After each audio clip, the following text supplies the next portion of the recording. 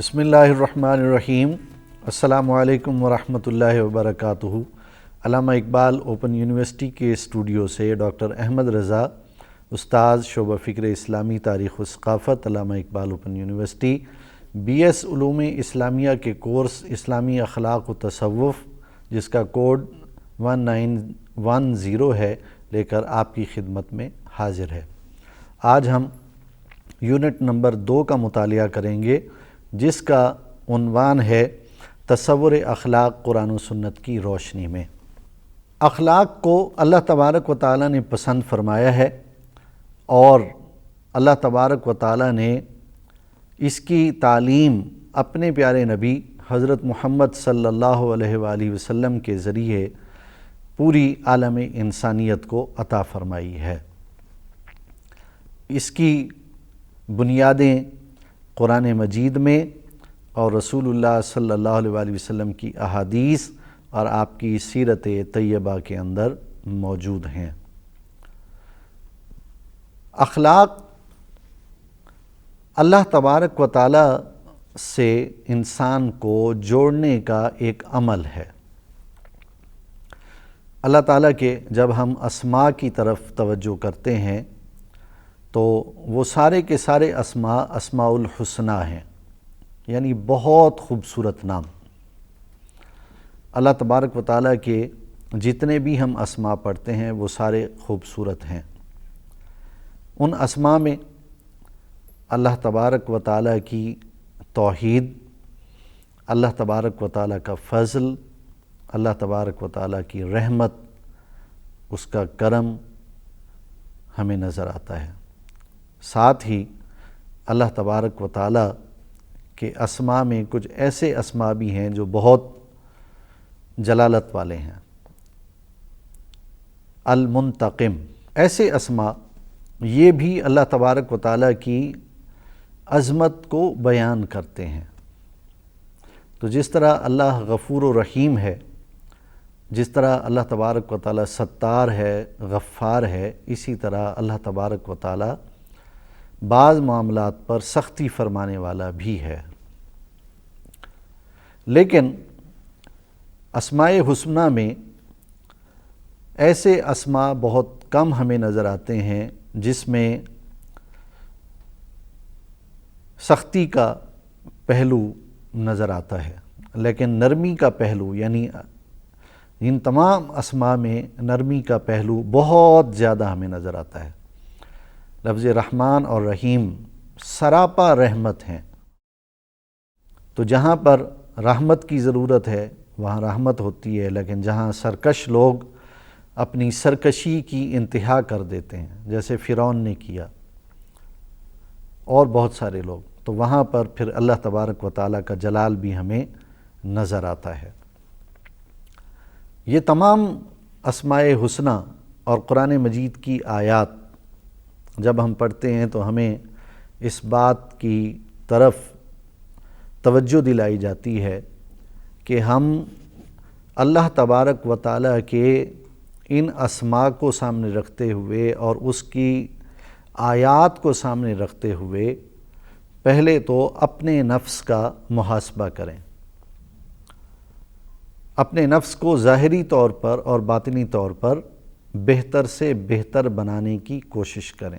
دوسری جانب اللہ کی مخلوق کے ساتھ رحمت، شفقت اور مہربانی والا معاملہ کریں، اور اسی کا اللہ تبارک و تعالیٰ نے ہمیں حکم دیا ہے۔ ہمیں زمین پر تکبر کرنے، زمین پر اترانے اور زمین پر ظلم و زیادتی کرنے کی اللہ تعالیٰ نے ہرگز اجازت نہیں دی ہے، بلکہ اس نے ہم سب کو اس چیز کی تعلیم دی ہے اپنے قرآن کے ذریعے اور اپنے نبی کے ذریعے کہ ہم لوگوں کے درمیان خیر اور بھلائی والا معاملہ رکھیں۔ وَتَعَاوَنُوا عَلَى الْبِرِّ وَالتَّقْوَى، ایک دوسرے کے ساتھ تعاون کرو، ایک دوسرے کے ساتھ خیر کا معاملہ کرو، نیکی پر اور تقوی پر۔ اللہ تبارک و تعالیٰ کے پیارے نبی صلی اللہ علیہ وآلہ وسلم نے پھر اسی کی آگے تعلیم دی، اور ہر شخص کے ساتھ خیر اور بھلائی کا معاملہ کرنے کی آپ صلی اللہ علیہ وآلہ وسلم نے تعلیم دی، یہاں تک کہ اپنے نفس کے ساتھ، خود اپنی جان کے ساتھ بھی خیر اور بھلائی کرنے کی رسول اللہ صلی اللہ تعالیٰ علیہ وآلہ وسلم نے تعلیم دی۔ آپ نے فرمایا کہ تمہاری جان کا بھی تمہارے اوپر حق ہے، یعنی یہ جو جسم ہے، اس جسم کے اندر جو روح ہے جس کی وجہ سے یہ جسم کام کرتا ہے، اس کے بھی انسان کے اوپر اپنے حقوق ہیں، اس کے ساتھ بھی بھلائی کا معاملہ کریں۔ اور وہ بھلائی کا معاملہ کیا ہے؟ نمبر 1، کفر کو چھوڑیں، شرک کو چھوڑیں، اللہ اور اس کے رسول پر ایمان لے آئیں تاکہ یہ جو جسم ہے اس کو عذاب نہ پہنچے۔ جو لوگ کفر اور شرک میں مبتلا رہیں گے، قیامت والے دن اللہ تعالیٰ اس کفر اور شرک کی وجہ سے انہیں جہنم میں ڈال دے گا۔ تو گویا انہوں نے دنیا میں اس جسم کا حق ادا نہیں کیا۔ اگر وہ جسم کے حق کو سمجھ جاتے تو وہ اللہ تبارک و تعالیٰ کی توحید اور نبی کریم صلی اللہ علیہ وسلم کی رسالت و ختم نبوت کو تسلیم کر لیتے اور اللہ اور اس کے رسول پر ایمان لے آتے، تو قیامت کے دن وہ عذاب سے اس طرح سے گزارے نہ جاتے۔ دوسرا حق، اس جسم اور اس جان کو ظاہری اعتبار سے بھی اور باطنی اعتبار سے بھی پاک رکھنا ہے۔ ظاہری اعتبار سے پاک رکھنا ہے یعنی پانی کے ساتھ جسم کی طہارت کرنی ہے، جسم کو دھونا ہے، ناپاکی کی حالت میں نہیں رہنا، پاکیزگی کی حالت میں رہنا ہے۔ دوسرے نمبر پر اللہ تعالیٰ نے 5 وقت نماز مسلمانوں پر فرض کی ہے، تو 5 وقت باجماعت نماز کی کوشش کرنی ہے۔ اور نماز کے لیے آپ کو پتہ ہے کہ جسم کا پاک ہونا، کپڑوں کا پاک ہونا اور جس جگہ پر نماز پڑھ رہے ہیں اس کا پاک ہونا، یہ بنیادی شرائط میں سے ہے۔ تو 5 وقت نماز کے لیے باوضو ہونا یہ بھی جسم کا بنیادی حق ہے تاکہ انسان کا جسم ظاہری طور پر پاک رہے۔ باطنی طور پر اپنے جسم کا جو اندر کا معاملہ ہے، جسے ہم نفس کہتے ہیں، انر سیلف، اس نفس کو پاک رکھنا ہے، اللہ تعالیٰ کے حضور اس نفس کو پیش رکھنا ہے۔ گناہوں اور گناہوں کی سوچ اور گناہ کے ارادے، ظلم اور ظلم کی سوچ اور ظلم کے ارادے سے اپنے نفس کو پاک کرنا ہے۔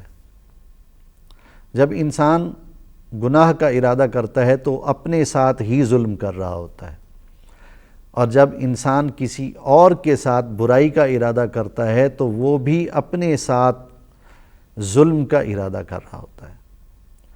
تو جہاں ظاہری طور پر جسم کو پاکیزہ رکھنا ہے، وہاں باطنی طور پر بھی اپنے نفس کو پاکیزہ رکھنا ہے، اور اللہ اور اس کے رسول کی تعلیمات یہی ہیں اور یہی ہمیں اخلاق سکھاتا ہے۔ اللہ تعالیٰ کسی پر ظلم نہیں کرتا۔ آپ نے قرآن مجید میں بارہا پڑھا ہوگا اور اس میں لکھا ہوا ہے کہ اللہ تعالیٰ اپنے بندوں پر ظلم نہیں کرتا۔ تو جس طرح اللہ تعالیٰ کو ظلم پسند نہیں ہے، تو ہم انسان کیوں اپنے اوپر ظلم کریں اور کیوں کسی دوسرے کے اوپر ظلم کریں؟ اللہ تعالیٰ برے لوگوں کو پسند نہیں کرتا، تو ہم انسان کیوں برے بنیں کہ اللہ تعالیٰ ہمیں پسند نہ فرمائے؟ اللہ تعالیٰ مشرکوں کو، کافروں کو پسند نہیں کرتا، تو ہم انسان کیوں مشرک اور کافر بنیں کہ اللہ تعالیٰ ہمیں پسند نہ کرے؟ اللہ تعالیٰ نیکی کرنے والوں کو پسند کرتا ہے، اللہ تعالیٰ ایمان لانے والوں کو پسند کرتا ہے، اللہ تعالیٰ خیر اور بھلائی کرنے والوں کو پسند کرتا ہے، اور یہی پیغام ہے قرآن مجید کا اور رسول اللہ صلی اللہ علیہ وآلہ وسلم کی سیرت طیبہ کا۔